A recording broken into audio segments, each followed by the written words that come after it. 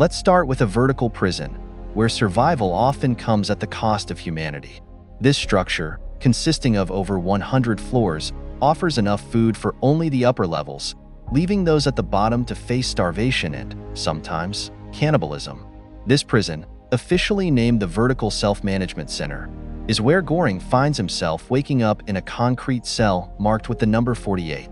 The cell contains a bed, a sink, and a gaping hole in the floor, which his cellmate, Trimagayci, refers to simply as the hole.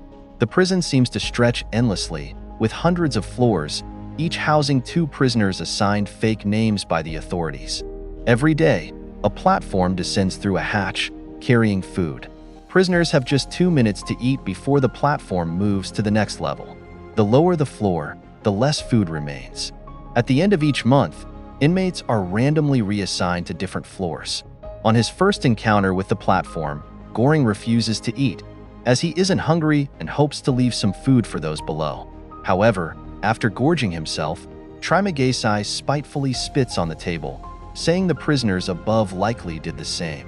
When Goring tries to save an apple for later, the cell becomes unbearably hot. He learns the hard way that hoarding food is forbidden, and unless he discards the apple, they will both burn to death. This incident reminds him of the interview he had before entering the prison, where he was required to sign an agreement acknowledging the harsh conditions. Once inside, there's no leaving until the sentence is completed. Each prisoner is allowed to bring one personal item, and Goring chose a copy of Don Quixote. Unlike most prisoners, Goring voluntarily entered the prison, agreeing to spend 6 months there in exchange for a certified diploma. The following day, Goring again refuses to eat when the platform arrives, which puzzles Trimagayci, as they are on the relatively fortunate 48th floor. When asked how he ended up in the prison, Trimagayci explains that it all began with a TV commercial.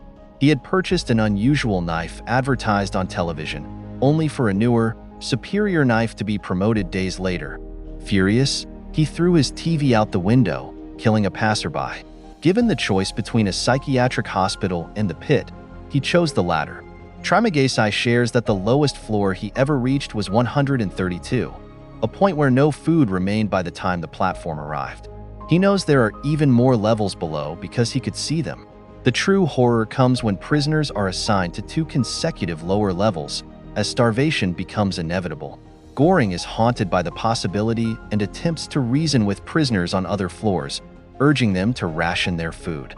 However, his pleas are ignored. Trimagayci, on the other hand, mocks his efforts by urinating down to the floor below. He also reveals the personal item he brought with him, a knife, the same one he had purchased from the TV ad that sent his life spiraling into chaos. The next time the platform descends, Goring finally gives in and starts eating. During this moment, he witnesses someone from an upper level fall through the hole to their death. Trimagayci casually remarks that this happens often, and no one bothers to intervene. Trimagayci begins recounting the various floors he has been assigned to and notes that they will likely remain together next month. Goring realizes that cellmates are kept together when reassigned to different levels. When the platform arrives again, a woman named Miharu is sitting on it. Goring is concerned, noticing that she's injured, but Trimagayci dismisses his worries, advising him to ignore her. Miharu descends through the prison once a month, searching for her missing child.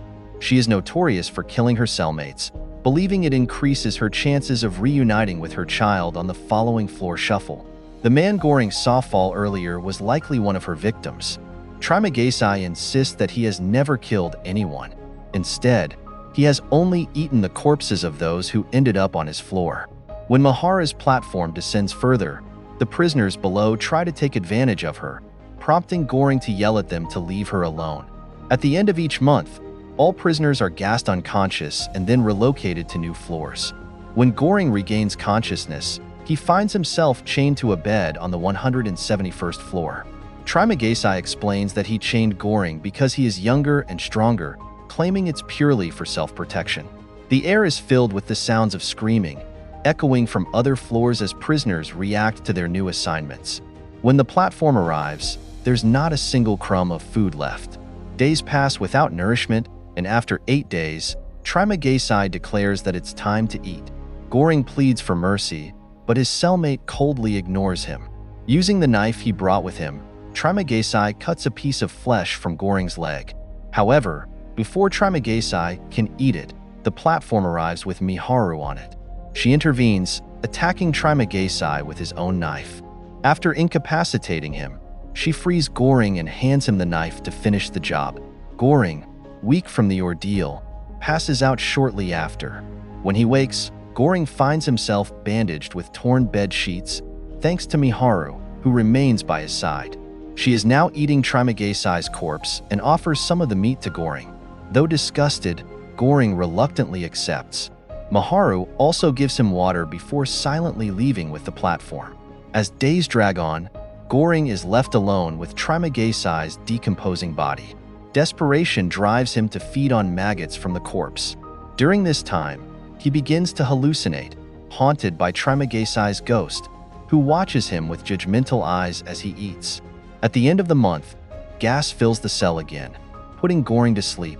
In his dreams, he imagines himself with a woman, but upon waking, he's startled to find that his new cellmate is Imagiri, the woman who interviewed him before his admission to the prison.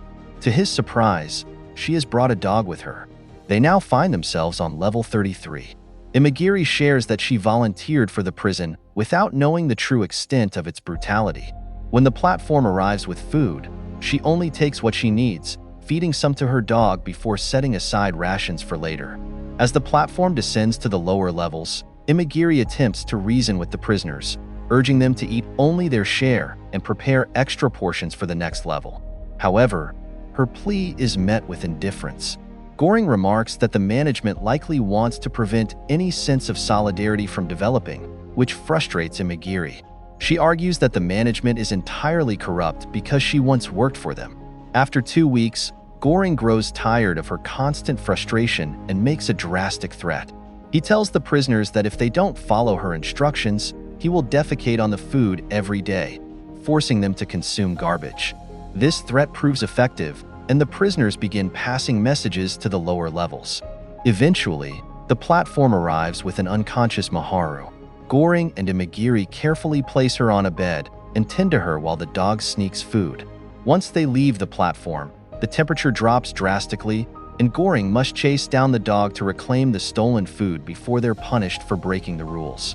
Later, Goring gives up his bed for Miharu and ends up sleeping on the floor.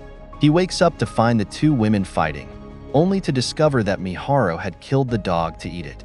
The next day, Miharu leaves on the platform again. Goring expresses concern for Miharu, who has been searching for her child, but Imagiri reveals that 10 months ago, Miharu was an actress without a family and volunteered for prison like Goring. She had no idea how severe the conditions would be and had been battling cancer for 3 years. When she realized she had lost her fight with cancer, she chose to enter the prison, hoping to make a difference. But now, she no longer cares. On their last day on level 33, Goring tries to convince Imagiri to eat, fearing she won't have food the next day. But Imagiri, in her desperation, can't even get out of bed. The following morning, Goring wakes up to find himself on level 202, revealing that there are even more levels than Imagiri had known. This new revelation overwhelms Imagiri, and in despair, she uses her bed sheets to end her life. At that moment, Trimagesi's hallucinations return. He wonders if Goring is going to eat his girlfriend, and soon he is joined by Imagiri and her dog, who insist that he should eat her body.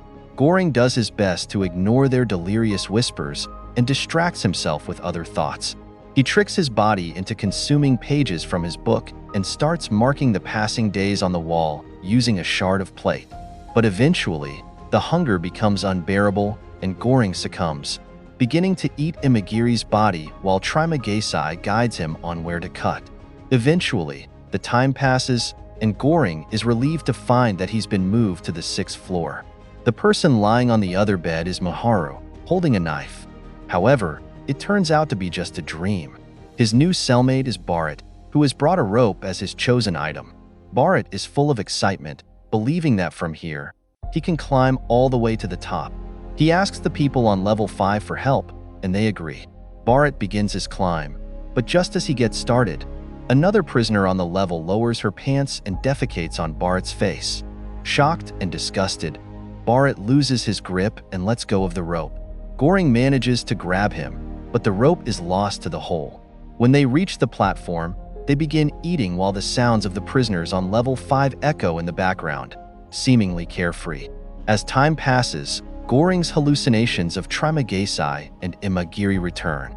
Trimagesi reminds him that he only has a month left, and Imagiri adds that real change never comes without a fight. These words inspire Goring, who begins to formulate a plan. He turns to Barrett for help, telling him they need to jump onto the platform with whatever weapons they can find and make sure food is distributed so that everyone gets their share. Goring does the math and figures that with the platform's speed, they are somewhere around level 250, which seems manageable. Barrett agrees to help and breaks a bed apart, using the metal pieces as weapons. The two of them leap onto the platform and move down to level 7. Goring insists they should keep the prisoners from grabbing food, pointing out that those above have already eaten and will eat again. The real focus should be on helping those who need it most, starting at level 50. Barrett hesitates, though, because the prisoners on the upper floors had helped him climb just weeks ago. However, when an older prisoner reacts angrily, Barrett sees the truth of Goring's point and helps keep the others away from the food. As they descend, they continue threatening those who try to take anything. After a few more levels, they encounter Brambang, an elderly man and Barrett's friend. Brambang agrees with their mission, but warns that the management has no conscience and won't care if they succeed. Still, the lower-level workers might. To make an impression, they need something symbolic, so Barrett and Goring choose the Banakata dish, a rare and elegant meal that would leave a lasting impact if it were to reach the very bottom untouched. Their journey continues as they descend, keeping the Banakata dish safe and guarding the food from those who would try to take it. Once they reach level 50, Goring and Barrett begin distributing the rations to the prisoners, who are extremely grateful. On level 97, they find a sick old man and a mentally disabled boy. Goring offers some soup to the old man, but the boy tells him not to bother, saying he'll kill the old man later to feed on him. The next level is even worse. Only a dead body remains, and Goring guesses that this is where Mihara was once placed. The platform doesn't stop here, as there are no living people left. Goring realizes that his calculations were wrong. There are far more than 250 levels. On the following floor, they find two men attacking Maharu. Goring and Barrett leap to help, but it's difficult to defend her. Barrett manages to overpower one man and helps Goring kill the other. Unfortunately, they are too late. Maharu is already dead. Goring wants to mourn her, but Barrett drags him onto the platform, unwilling to stop. They continue descending, distributing food as they go. Many levels are filled with only corpses, and they eventually reach level 333, which appears to be the last. At first, it seems empty, but then they discover someone hiding under the bed, Molly, the missing child. Barrett and Goring approach the child. To their surprise, the room doesn't react with heat or cold to punish them, and after much hesitation, Barrett hands the Banakata dish to Molly. Goring remains haunted by the ghosts of Trimagesi and Imagiri, and now, a new presence haunts him too. Barrett suddenly makes an agreement with one of the ghosts, telling Goring that the girl is the message. When Goring wakes up, he finds that Barrett has died from his injuries. The next time the platform arrives, Goring brings Molly with him. They descend to level 0, which is completely dark and empty. Trimagesi appears and asks Goring to leave the platform, saying that he is not part of the message. Together, they watch the platform rise, carrying Molly with it, hoping to show the attackers the truth of the situation.